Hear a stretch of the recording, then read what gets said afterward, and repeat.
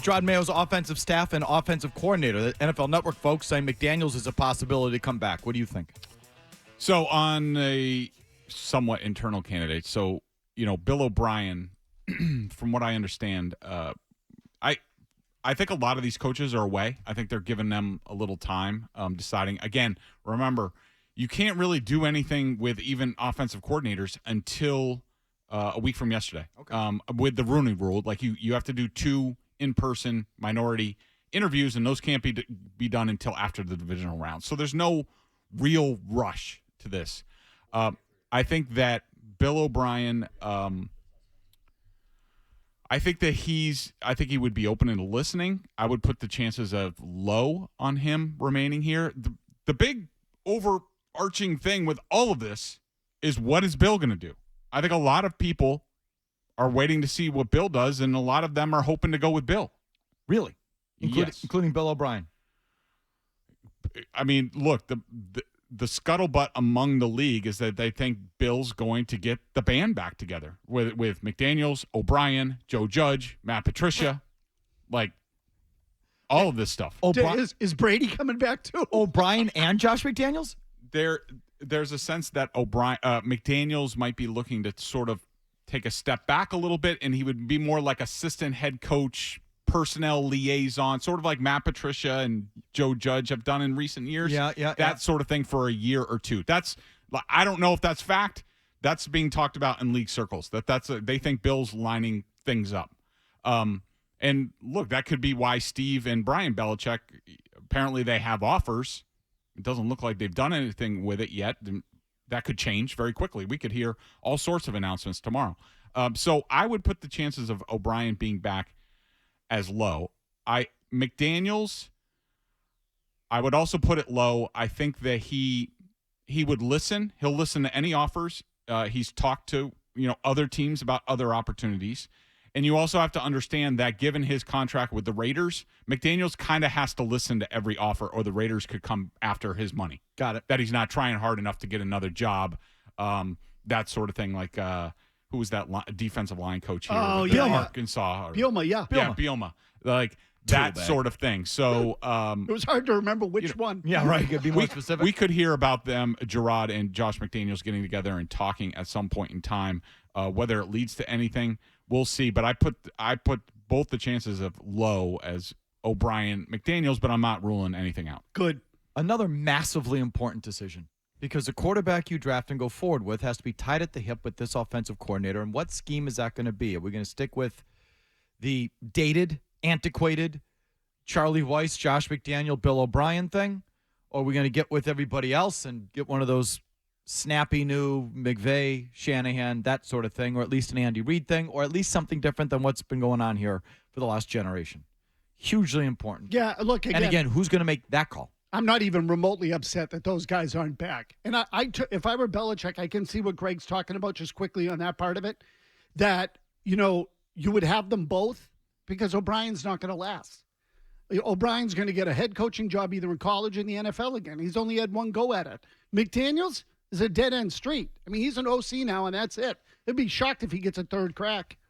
Look, I think it would be heralded, and I wouldn't disagree. Let's say Gerard Mayo goes outside the family for offensive coordinator. Remember, there's going to be a lot of people from McDaniel's staff in Vegas that's likely let go, so those guys could be options to come back. That if Gerard Mayo, say, plucks a Kyle Shanahan guy and he brings him in here, that would be a great move. But what's even more important to getting what you're talking about is the plan going on, because, we've seen it. Mike Vrabel, Matt LaFleur lasts a year, gets a head coaching job in Green Bay. Arthur Smith lasts 2 years, gets a head coaching job. With these defensive head coaches, as soon as you're off, they get a rookie quarterback, and say they bring in Zach Robinson from the Rams. They bring him here as offensive coordinator, and say the rookie lights it up, they go to the playoffs, whatever. He's getting a head coaching job. So what are you doing next? Like, you can't, with a number 1 draft pick, a top 3 pick at quarterback, you can't be changing his offensive coordinator every year. Exactly. Longevity has to be, and continuity has to be the primary objective. Absolutely. And it's got to be a whole staff of guys. Mm-hmm. I've one heard after the other. Meaning, if your offensive coordinator does get plucked, then it's the quarterback coach who's ready to go there, and they're all tied at the hip, and they're all like. And I know I bitch about this in baseball, but the Patriots kind of need this. They're just kind of clones. They're just that offensive system's clone. Just the next guy, the next tight pant, carefully coiffed young nerd coming up through there is sort of what they need. I think. Anyway, that offense works. It's proven. And this Nick Caley that I keep hearing now. Nick Caley was on the Patriots staff. He was on McDaniels' staff. He kind of got passed over by Belichick for Patricia and Judge.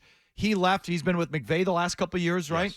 Yes. I'm not interested in that either, because he's worked under McVay the last couple of years, but he's not a McVay guy. You know what I mean? He's not it's not in his DNA. This place is in his DNA. Not good enough. No. The next LaFleur, the next Slowick, like that guy, that's got to be the guy, I think. All right, to the calls. Craig in New Hampshire. Go ahead, Craig. Hi. Last Monday, the Patriots made a number of transactions with practice players. And I'm curious, who made that transaction and why was it necessary that they do that? It's just indicative of, hey, maybe this is Bill's last transaction that he made, but I'm not sure what happened. Okay, do you know what he's talking about? Yeah, it's guys on the practice squad. You sign them to futures contract. You basically lock them up for the next year. It's every team does it at the end of the year, especially when once their season ends. Those transactions take place.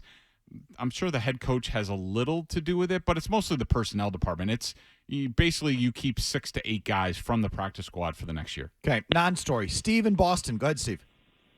Hey, guys. I can't believe you guys haven't talked about this. Jonathan Kraft is the owner of the Patriots, not Bob. Bob lost control of the team back. Remember a few years ago, when Brady and Bob had that meeting and they took away his franchise tag. Like they put it in writing they weren't going to do the franchise tag with him.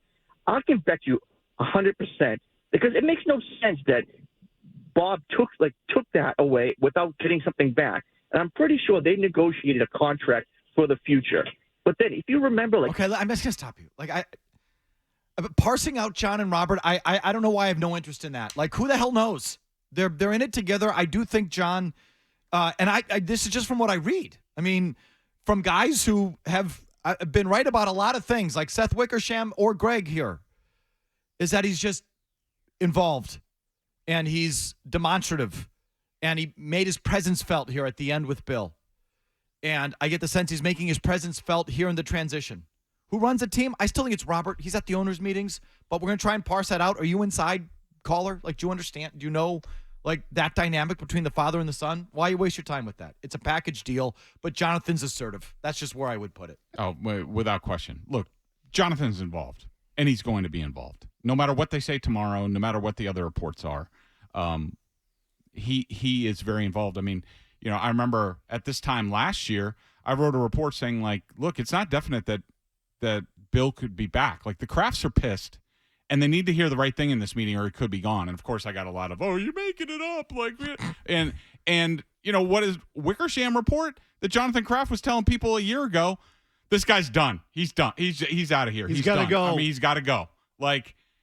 This has been going on. He's involved. He's going to be involved. If you believe he's not going to be involved, then, I have some swamp land to sell you. And I'll tell you, it'd be interesting optically, and maybe after this past week where he's gotten so much ink, Jonathan has, maybe we'll see tomorrow, but he's supposed to be there tomorrow at the press conference. Yes, he's going to be at the podium or at the table. Yeah, at the table. So that's, they've had so few of these, so it's really hard to compare it to anything. But Jonathan doesn't do the radio thing here with us anymore. Hasn't done that for years. He's really not spoken publicly, hardly at all. Very, very sparingly. If he's taking questions and speaking, I think that's a little bit of a tell of his role in the organization. Agreed. Because that will be a departure from what we've had in the past. And again, not that we've had a lot in the past, but he's dialed back publicly in the last several years. And if he sort of comes out tomorrow publicly, I think that, I don't know, you can absolutely glean something into that. And he's a good guy to talk to. I used to enjoy his spot here with Beadle and, whoever there in the pregame, Beadle and Gasper and however that was parsed out. You would get things there. He would give you insight into their thinking. And it wasn't a bad spot at all. But I don't know why he, pushed back from that. But let's see how present and out front he is there tomorrow.